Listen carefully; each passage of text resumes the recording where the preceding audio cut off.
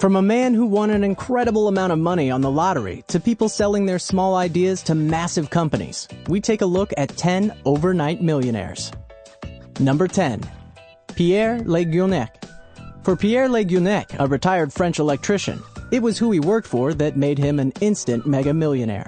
According to recent media reports, while Leguenec was employed by Pablo Picasso in the early 1970s, the artist gave him 271 previously unknown pieces over the course of his employment. Although there is some controversy over these works, a collection of drawings, lithographs, cubist collages, and notebooks is valued at an estimated £50 million. Number 9. Jack Whitaker. Jack Whitaker of West Virginia was already a millionaire from his construction business when he won a $314 million Powerball jackpot in 2002. At that time, the largest undivided jackpot in history. He said he planned to give much of his winnings to charity and avoid changing his life. He did give it to charity, but instead of remaining unchanged, he completely disintegrated before the public. He got arrested for drunken driving and was sued for assault. And he lost millions to casinos, lawsuits, robberies, and strip clubs. Number 8. Kevin Lewis. In August 2013, a curious story hit the media. A Cincinnati casino ended up giving away not one, but $2 million grand prizes when it initially awarded a giant check to someone with the same name as the intended winner. The wrong Kevin Lewis, the one who hadn't won but got up to keep the prize anyway, seemed like the luckiest man alive at the moment. Less than a year later, however, his luck had run out. He ended up before a judge on drug charges. He told the court he spent the money paying other people's bills. He got 2 years probation. Number 7. Sandy Steen. Sandy Steen, 59, is the founder of Finder's Key Purse.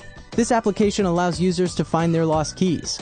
The former flight attendant invented this product, keeping in mind the requisites of the people. Stein currently owns a Lexus, had been to world tours, and even celebrated the 5th anniversary of the company with all her staff at Las Vegas. Stein quit her previous job as a flight attendant and took over the company full-time, just a 5-day work week. She's a philanthropist and strongly recommends people to invest money aside for the rainy days. Number 6. Andrew Mason. As a 29-year-old music major of Northwestern University, Andrew Mason is the brains behind social media sensation Groupon.com.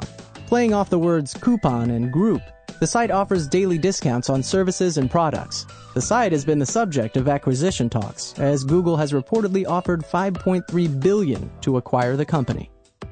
Number 5. Oscar and Lawrence Stoller. Oscar and Lawrence Stoller were ranchers in the 80s, whose North Dakota property turned out to be sitting on oil. They became millionaires and kept on driving their old pickup truck, protesting that they liked their old stuff too much to replace it. Maybe they should have been less modest. Oscar died in 2013, sounding from his obituary like a man who was truly unchanged by millionaire status. Neither the oil nor the money was mentioned at all. Number 4. Tracy Howe. Tracy, along with her husband Peter Kraft, sold their college recruitment software for a hefty multi-million-dollar deal. Howe had been actively engaged with GoalQuest, and 8 years later, she sold the company. With all the wealth, Tracy bought horses, a property in the Hamptons, and invested in her children's education. She currently runs a social philanthropy network known as Sequential. Howe advises people to be patient, especially when they have too much, and alternatively, too little. Number 3. Marv Doniger. Marv Doniger won $3.3 million in a medical lawsuit when his full-time medical physician failed to diagnose his cancer. He retired as a management consultant for Fortune 500 companies. Upon receiving the lawsuit money, Doniger bought 2 poodles and a car. He did not invest on dumb items of no use. He also initiated a trust firm for his grandchildren. Doniger believed that with the sudden influx of a large chunk of money, one is left with either one of 2 choices: to satisfy the short-term hunger, or to plan, execute, and invest for long-term goals. He emphasized on the importance of financial security for the unpredictable crisis through proper planning and management. Number 2. Jonathan Duhamel. Though his longtime dream was to be an all-star hockey player in the NHL, Montreal resident Jonathan Duhamel sought to try his luck and made his destiny of making millions playing poker. On November 8, 2010, the 23-year-old Duhamel won $9 million in prize money for winning the World Series of Poker in Las Vegas. On top of winning poker's biggest tournament, he's the first Canadian ever to grab the title. Number 1. Dave Gell. Gell won $365 million in the 2006 Nebraska lottery. He worked at ConAgra Foods. After the wealth acquisition, Gell lived almost the same life he was living prior to his lottery winning. Let alone a car and a snowblower, he stayed in the same house, worked the same job, though quitting it after some time, and helped neighbors during winters.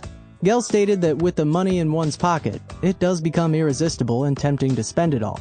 However, one must exercise caution. One needs to learn to plan and execute for investments. Not every day is Sunday. What would you do with $1 million? Let us know in the comments down below. And don't forget to subscribe for more videos every week.